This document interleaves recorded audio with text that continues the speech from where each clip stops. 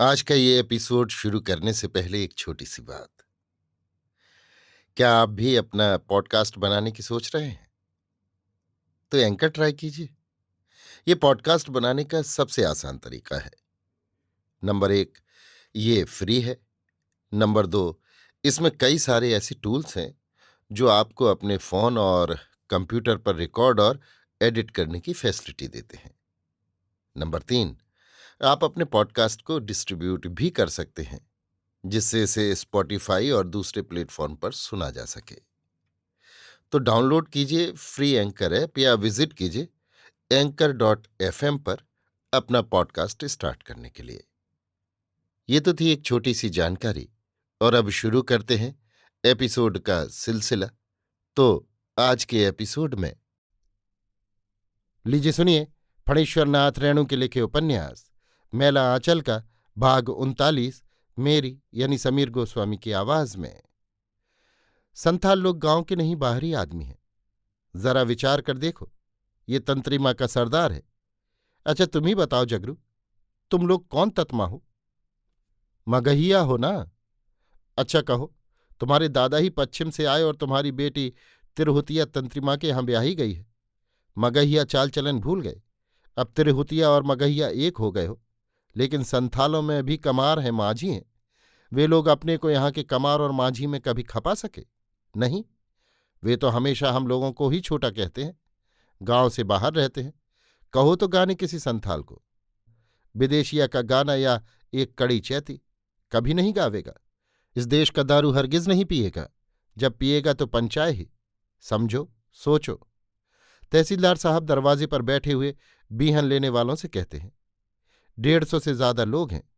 कालीचरण जी भी हैं, वासुदेव जी और बालदेव जी भी हैं। तहसीलदार साहब एकदम ठीक कह रहे हैं। नी भाई, जो भी हो, तहसीलदार साहब ही एक आदमी हैं जो कि गांव की भलाई बुराई की बात समझते हैं। ठीक कहते हैं तहसीलदार साहब। एकदम से फाटक खोल हुक्म दे दिए हैं। कोई बात नहीं, इस बार तुम लोगों को संदेह क्यों हुआ? अधियादार लोग ही बीहन के वाजिब हकदार हैं। और जो लोग मेरे अधिया नहीं हैं, उन्हीं से पूछो कि किसी साल हमने लौटाया है किसी को। तब ये है कि पिछले साल जैसी उपज हुई थी सो तो देखा ही हुआ है। तिस पर पेडीलावी कानून का देना अभी बाकी है। पेडीलावी यानी पैड़ी लेवी कानून। बहुत कोशिश पैरवी करके किसी तरह 100 मन कराया है। हरगौरी बाबू की कृपा से तो 500 मन लग गया था। इनसे शायद दारोगा साहब ने पूछा और उन्होंने बता दिया कि 5,000 मन धान होता है। वो तो थाना कांग्रेस के सेक्रेटरी ने कितनी कोशिश करके इसको 100 मन बनाया है। कल हरगौरी बाबू से पूछ रहे थे कि कहिए बाबू हरगौरी जी, यदि 500 मन धान अभी दे देते तो गांव वालों को बीहन और खर्चा कहाँ से मिलता? तहसीलदार होने से ही नहीं होता। ठीक बात, ठीक बात, वाजिब कहते हैं तहसीलदार साहब। कालीचरण के मन में बहुत से सवाल आते हैं, पर वो नहीं पूछेगा। उस दिन सेक्रेटरी साहब ने साफ कह दिया कि कामरेड, अभी संघर्ष मत छेड़ो। सबसे पहले अभी किसी एक इलाके में एक एरिया लेकर इसको स्पारमिन करेंगे। स्पारमिन यानी एक्सपेरिमेंट। तब इसके बाद और इलाके में इसके लिए हुक्म देंगे। सो भी संघर्ष से 1 महीना पहले दरखास्त लेना होगा लोगों से। फिर इंक्वायरी, फिर एजुकूटी मीटिंग। तब जाकर राय मिलेगी कि संघर्ष करना चाहिए कि नहीं। मेल माफत और पंचायत से अभी जो काम चले चलाइए। कुछ दिनों के बाद तो पार्टी एकदम धावा बोल देगी। हाँ, तहसीलदार साहब ठीक कहते हैं। कालीचरण भी कहता है, बालदेव जी भी कहते हैं। बौनदास कहाँ है? पुरैनिया से लौटकर नहीं आया है। हरगौरी बाबू भी अच्छी तरह समझ गए हैं कि काली टोपी वाले नौजवानों की लाठियों से ज्यादा खतरनाक हथियार है कानूनी नुक्स। तहसीलदार विश्वनाथ प्रसाद इसके माहिर हैं। उनसे अभी बैर लेना ठीक नहीं। सिंह जी को हरगौरी की तहसीलदारी पर पूरा भरोसा था। काली टोपी वाले संयोजक जी पर पूरा विश्वास था। लेकिन तहसीलदार विश्वनाथ ने तो कानून की ऐसी लकड़ी लगाई है कि भूमि हार भी मात। राजपूत का बल्लम बरछा उसके आगे क्या करेगा? ऊपर से कितना हंसमुख और कितना मीठ बोलिया है तहसीलदार बिस्नाथ, लेकिन पेट में जिलेबी का चक्कर है।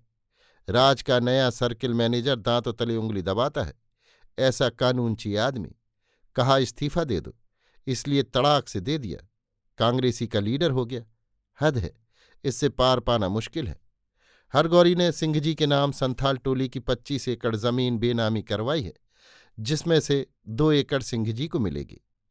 केलावन ने भी 5 बीघा संथाल टोली की बंदोबस्त ली है। बेतार का खबर सुमृतदास कोयरी टोला वालों से कहता है, यदि हरगौरी तहसीलदार ने तहसीलदार बिस्नाथ प्रसाद के नाम 200 बीघे और मेरे नाम से 50 बीघे की लिखा पढ़ी नहीं की तो फिर देखना। हाँ, कायस्थ है, खेल नहीं। सुमृतदास बेतार अब फिर तहसीलदार विश्वनाथ प्रसाद के साथ है। अब तो जैसे हरगौरी तहसीलदार वैसे विश्वनाथ तहसीलदार, लेकिन शर्त यही है, संथालों को सब मालूम है। अभी बालदेव जी, बावनदास जी और कालीचरण जी सब एक हो गए। संथाल लोग अच्छी तरह जानते हैं कोई साथ देने वाला नहीं। धर्मपुर में देखा नहीं, ऐसा ही हुआ। इसलिए बड़े बूढ़े ठीक कह गए हैं, यहाँ के लोगों का विश्वास मत करना। जब जिससे जो फायदा हो ले लेना, मगर किसी के साथ मत होना। संथाल संथाल है और दिक्कू दिक्कू। दिक्कू संथाल लोग गैर संथाल को दिक्कू कहते हैं। पांचाय देह को पत्थल की तरह मजबूत बनाता है और पीकर देखो यहाँ का दारू पत्थल को गला देगा। हरगिन नहीं, दिक्कू आदमी भट्टी का दारू, इसका विश्वास नहीं। अरे तीर तो है, यही सबसे बड़ा साथी है। साथी साथ छोड़ सकता है, तीर कभी चूकता नहीं। चुनका मांझी क्या बोलता है? डॉक्टर से क्या पूछने गया था? पूछना चाहिए था कालीचरण से, बालदेव जी से, तहसीलदार साहब से। बालदेव और कालीचरण लोगों को धान दिला रहे हैं तहसीलदार साहब से। डॉक्टर ने कहा कि तुम लोग ही जमीन के असल मालिक हो। कानून है, जिसने 3 साल तक जमीन को जोता बोया है, जमीन उसी की होगी। डॉक्टर ने कहा है? डॉक्टर ने? सिनिया मुर्मू हंसती है। डॉक्टर हम लोगों का नाच देखना चाहता है, रोज टोकता है।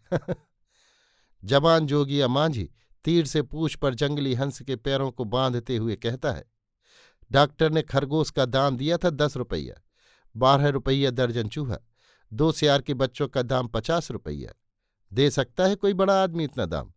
सरकारी आदमी है मगर घूसखोर नहीं।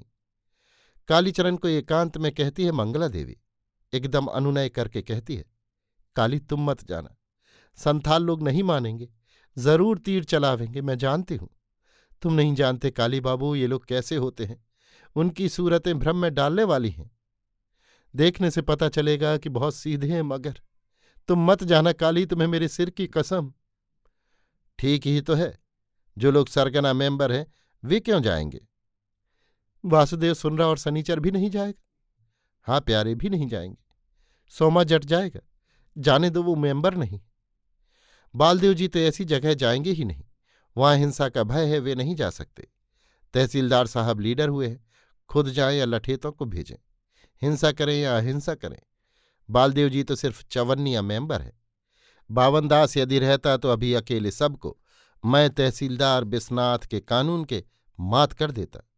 लेकिन उसका दिमाग खराब हो गया है। 7 दिन हुए चिट्ठी लिखाने गया है, सो लौटा नहीं। गांधी जी को चिट्ठी देगा।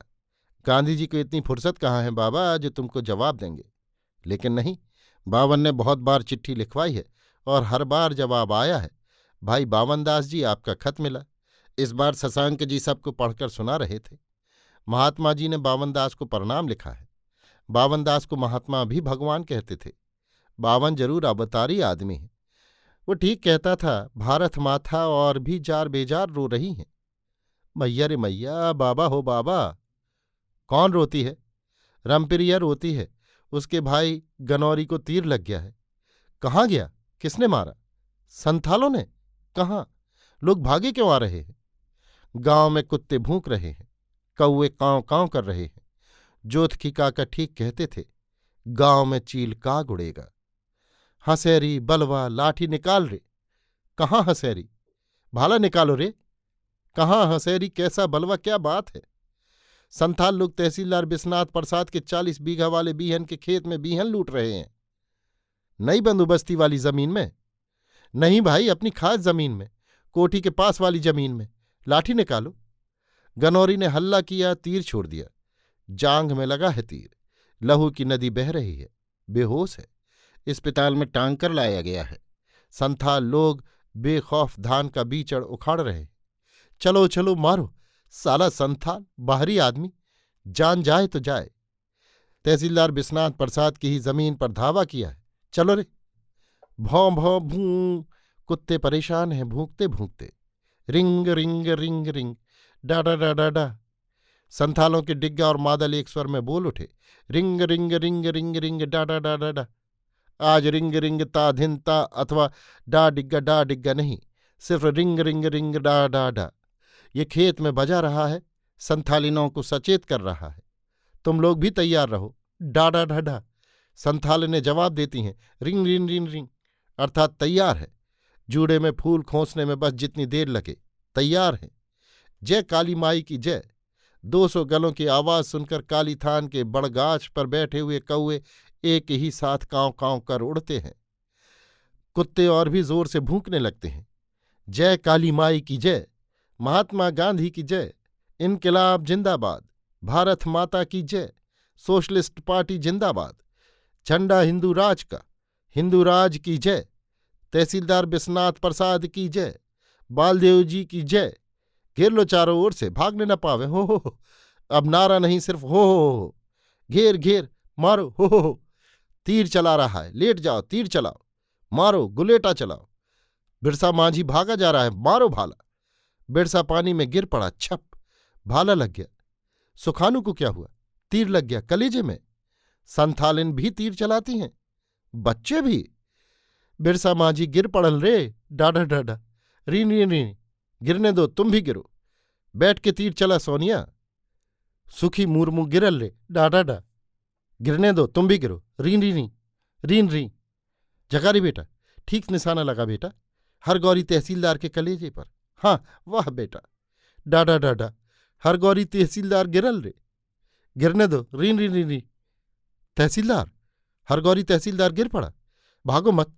ए सुनो, तुम लोगों को अपना माँ बहन की कसम, गुरु देवता की कसम, काली क्रिया, जो भागे वो दोगला। संथालों के तीर खत्म हो रहे, अब घेर के मारो, मंगल दास को संभालो। चलो, जय काली माई की जय। मारो भाला। अरे बच्चा नहीं है, इसी ने तहसीलदार को मारा है। वाह बहादुर, ठीक है, अब लगाओ गोलेटा उस बूढ़े को, साला डिंगा बजा रहा है, भाग रहा है। साले सब भाग रहे हैं, घेरो, भागने न पावे। संथालिनें पाट के खेत में छुपी हुई हैं, घेर लो। एकदम फ्री, आजादी है, जो जी में आवे करो।